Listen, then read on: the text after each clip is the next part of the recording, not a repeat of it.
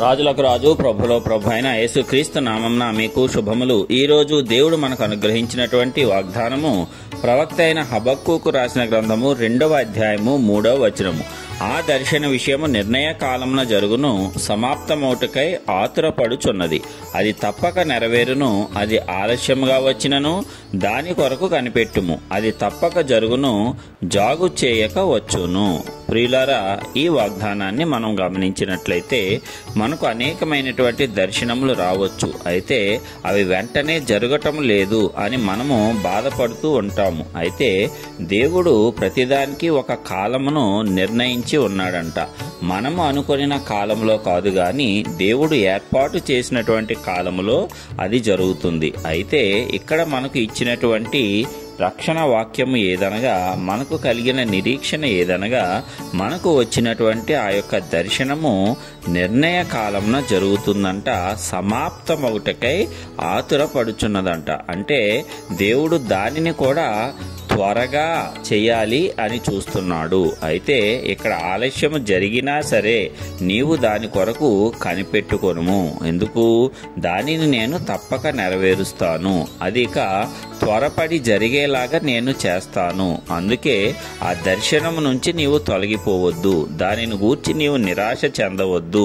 ఇదిగో నేను ఒక దర్శనము దేవుని చేత పొంది ఉన్నాను, కానీ నేను దానిని ఇంకా పొందుకోలేకపోయాను అని చెప్పేటువంటి బాధలో నీవు ఉండకూడదు. అందుకే దేవుడి వాక్యం ద్వారా మనలను బలపరుస్తున్నాడు. ఈరోజు మరి దేవునిలో నిలిచి ఉండి ఆయన మీద ఆధారపడి ఆయన యొద్ద నుంచి ఏదైనా ఒక వాక్యమును గాని, ఒక దర్శనమును గాని, ఒక వాగ్దానమును గాని పొందుకున్న ఏ ఒక్కరూ కూడా చింతించవలసిన అవసరం లేదు. మనము నిరీక్షణ కలిగి ఆయన యందే నిలిచి ఉన్నట్లయితే తప్పనిసరిగా ఆ దర్శనములే గాని, ఆ కలలే గాని, ఆ వాగ్దానములే గాని, ఆ వాక్యములే గాని ప్రతి ఒక్కటి కూడా నెరవేరి తీరతాయి. దేవుడు అబద్ధమాడడు. అబద్ధమాడటానికి ఆయన నరుడు కాదు కదా. దేవుని యొద్ద నుంచి నీవు ఒకటి పొందుకున్నట్లయితే అది శీఘ్రముగానే నెరవేరుతుంది. కొంచెం ఆలస్యంలో నీవు ఓపిక పట్టుకొని ఉండాలి, నిరీక్షణ కలిగి ఉండాలి. ఎందుకంటే దేవుడు నిర్ణయించిన కాలములో అది జరుగుతుంది. మన జ్ఞానమునకు అందేది కొంచెం మాత్రమే, కానీ దేవుడు అనంత జ్ఞాని. కాబట్టి ఇప్పుడు మనం అనుకున్నటువంటి పనులు జరగలేదని, కార్యాలు జరగలేదని మనము చింతించవలసినటువంటి అవసరము లేదు. మరి దేవుడు ఆ రీతిగా మనలను ఆదరించటానికి సిద్ధముగా ఉన్నాడు. ఏ దర్శనమైతే మనందరికీ అనుగ్రహించాడో మరి ఆ దర్శనము నిర్ణయ కాలమున జరపటానికి దేవుడైతే సిద్ధముగా ఉన్నాడు. మనము ఓపికతో కనిపెట్టుకొని ఉండాలి. ఎందుకంటే అది తప్పక నెరవేరుతుంది అని ఆయనే చెప్పాడు.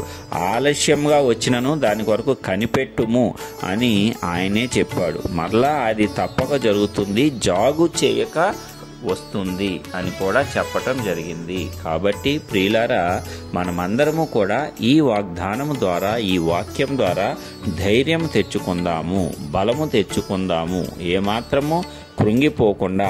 దేవుడు నీతిమంతుడు, న్యాయవంతుడు, యథార్థవంతుడు. కాబట్టి తప్పక ఆయన మనకు న్యాయమే తీరుస్తాడు. అందుకే మనము ఆయన యందు వేచి ఉండాలి. శత్రువు ఒకవేళ మనకంటే అధికంగా హెచ్చినా సరే మనము కంగారు పడనవసరం లేదు. దేవుడు మనలను కాపాడుకుంటూనే మనలను నిత్యమైన ఆశీర్వాదం వైపు నడిపిస్తాడు.